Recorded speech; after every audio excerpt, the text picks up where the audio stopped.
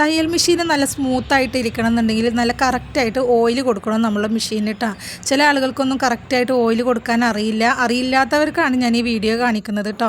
അപ്പോൾ ഇതേപോലെ നിങ്ങളൊന്ന് കറക്റ്റായിട്ടൊന്ന് ഓയിൽ കൊടുത്ത് നോക്കുന്നുണ്ട്. ആദ്യം നമ്മളുടെ ഈ ഫൂട്ട് ഭാഗം ഉണ്ടല്ലോ, സൂചി ഇറങ്ങുന്ന ഭാഗം, ആ ഭാഗത്ത് നന്നായിട്ട് ഓയിൽ കൊടുക്കുക. ഞാനിങ്ങനെയൊക്കെയാണ് ചെയ്യാറ് കേട്ടോ. അപ്പോൾ ഇതേപോലെയൊക്കെ നിങ്ങളൊന്ന് ചെയ്ത് നോക്കുന്നുണ്ട്. അതേപോലെ ഇവിടെ ഇങ്ങനെ ഒരു അടപ്പ്, ഇത് ഡബിൾ മെഷീനാണ് കേട്ടോ. അപ്പോൾ അവിടെയും കൊടുക്കുക, ഒരു അടപ്പുണ്ട് തുറന്നിട്ട്. പിന്നെ ഈ ഭാഗത്ത് 2 ഹോളുണ്ട്, ഇതിലും കൊടുക്കുക.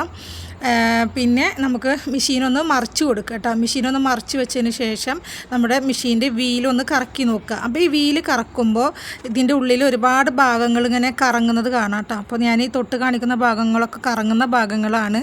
അപ്പോൾ നമ്മൾ നമ്മുടെ മെഷീൻ്റെ വീല് കറക്കി നോക്കിയിട്ട് ഏതൊക്കെ ഭാഗങ്ങൾ മൂവ് ചെയ്യുന്നുണ്ടോ ആ ഭാഗത്തൊക്കെ നമ്മൾ ഓയിൽ കൊടുക്കണം കേട്ടോ. അപ്പോൾ ഞാൻ മെഷീന് ഓയിൽ കൊടുക്കുന്നത് നമ്മൾ കടയിലൊക്കെ വാങ്ങാൻ കിട്ടുന്ന ഓയിലാണ്.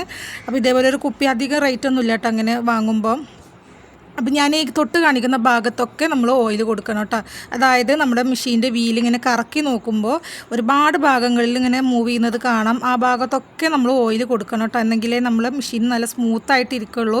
അല്ലാന്നുണ്ടെങ്കിൽ ടൈറ്റ് ആവും. പിന്നെ ഒരു കാര്യം കൂടി, നമ്മൾ എണ്ണ ഉണ്ടല്ലോ, നമ്മൾ തലയിലൊക്കെ തേക്കുന്ന അങ്ങനത്തെ എണ്ണയൊന്നും, വെളിച്ചെണ്ണ, അതൊന്നും ഒരിക്കലും നമ്മൾ മെഷീന് ഓയിലായിട്ട് കൊടുക്കരുത്.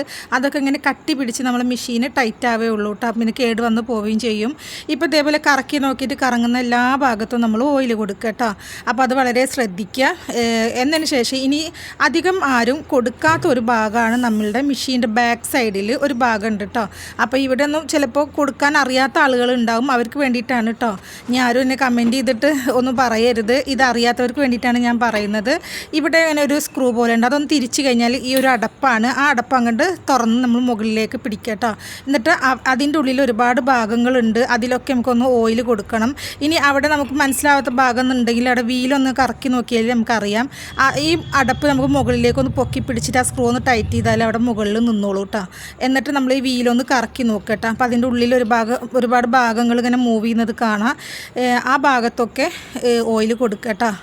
അപ്പോൾ ഇത്രയും ഭാഗത്തൊക്കെ നമ്മൾ നന്നായിട്ട് ഓയിൽ കൊടുത്തു കഴിഞ്ഞാൽ മോട്ടർ വെച്ച് തയ്ക്കുമ്പോൾ ഇതേപോലെ ഈ ഭാഗങ്ങളിലൊക്കെ നന്നായിട്ട് ഓയിൽ കൊടുക്കുക കേട്ടോ.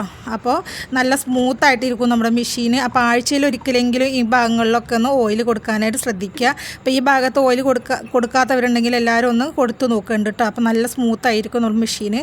അപ്പോൾ ഇന്നത്തെ വീഡിയോ നിങ്ങൾക്ക് ഇഷ്ടപ്പെട്ടിട്ടുണ്ടെന്നുണ്ടെങ്കിൽ ലൈക്ക് ചെയ്യുക, ഷെയർ ചെയ്യുക, കമൻറ്റ് ചെയ്യുക. നമ്മുടെ ചാനൽ സബ്സ്ക്രൈബ് ചെയ്യാത്തവരും സബ്സ്ക്രൈബ് ചെയ്ത് സപ്പോർട്ട് ചെയ്യണേ.